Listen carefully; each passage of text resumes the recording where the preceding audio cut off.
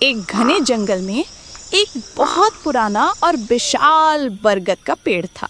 इस पेड़ की जड़ में चिनचिन नाम की एक मेहनती चींटी रहती थी। चिनचिन बहुत छोटी थी, लेकिन उसका दिल बहुत बड़ा था और वो हमेशा काम में लगी रहती थी। उसे पेड़ की मोटी डाल पर चिपकू नाम की एक बड़ी भूरे रंग की छिपकली रहती थी। चिपकू को दिन भर सुस्ती आती थी। वो अक्सर दीवार या डाल पर चिपका रहता था, धूप सेकता हुआ। चिनचिन और चिपकू का जीवन बिल्कुल अलग था। चिनचिन हमेशा जमीन पर छोटी छोटी चीजें ढोती थी, जबकि चिपकू ऊंचाई से दुनिया को देखता था और छोटे मोटे कीड़े मकोड़े खाता था।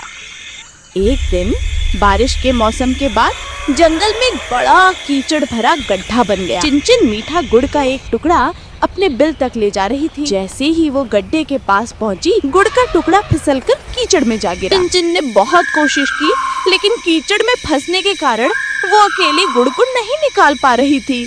वे उदास होकर रोने लगी। ऊपर डाल पर चिपका हुआ चिपकू ये सब देख रहा था। चिपकू हमेशा चींटियों को देखकर नजरअंदाज कर देता था, लेकिन चिनचिन की उदासी देखकर उसे अच्छा नहीं लगा। अरे ओ छोटी, क्या हुआ? चिपकू ने धीरे से आवाज दी। चिनचिन ने ऊपर देखा। मेरा गुड़ कीचड़ में गिर गया चिपकू भैया, मैं इसे नहीं निकाल पा रही हूँ, उसने रोते हुए कहा। चिपकू ने सोचा, ये तो मेरे खाने लायक नहीं है, लेकिन इस छोटी सी चींटी को कितनी परेशानी हो रही है। चिपकू धीरे से डाल से उतरा और कीचड़ के किनारे तक आया। उसने अपनी लंबी पूंछ को कीचड़ में डाला और सावधानी से गुड़ के टुकड़े को खींचकर बाहर निकाला। लो, इसे ले जाओ, चिपकू ने अपनी पूंछ हिलाते हुए कहा।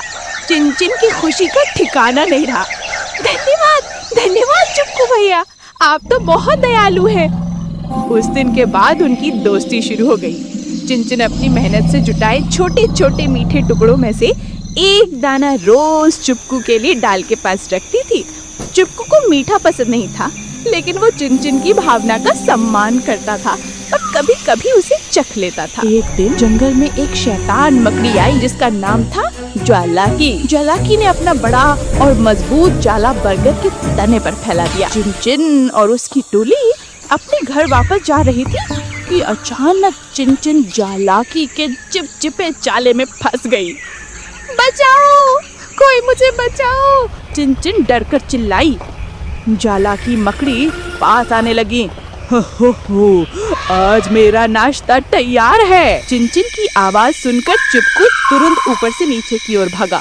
वो जानता था कि चिनचिन खतरे में है। खबरदार ज्वालाकी, चिपकू ने चिल्लाकर कहा। चिपकू तेजी से जाले पर कूदा और अपने तेज दांतों से जाले को काटना शुरू कर दिया। ज्वालाकी ने चिपकू पर हमला करने की कोशिश की, लेकिन चिपकू बहुत फुर्तीला था। वो ज्वालाकी को अपनी पूंछ से मारकर दूर भगाता रहा और साथ ही जाले को काटता रहा। थोड़ी देर की मेहनत के बाद चिपकू ने जाले को इतना काट दिया कि चिनचिन उससे बाहर निकल सकी। चिनचिन तुरंत दौड़कर चिपकू के पास आई और बोली, आपने मेरी जान बचाई चिपकू भैया। चिपकू थोड़ा थका हुआ था, लेकिन मुस्कुराया। दोस्त मुसीबत में काम आते हैं छोटी, तुम भी मेरे लिए इतनी मेहनत करती हो। उस दिन के बाद चिनचिन और चिपकू की दोस्ती पूरे जंगल में मशहूर हो गई। लोग हैरान थे कि एक जमीन पर रहने वाली छोटी सी चींटी और एक पेड़ पर रहने वाली बड़ी छिपकली कैसे इतने अच्छे दोस्त बन सकते हैं। उनकी दोस्ती ने सबको सिखाया कि दोस्ती ऊंचाई, आकार या आदतें नहीं देखती, बल्कि दिल और सच्ची भावना देखती है।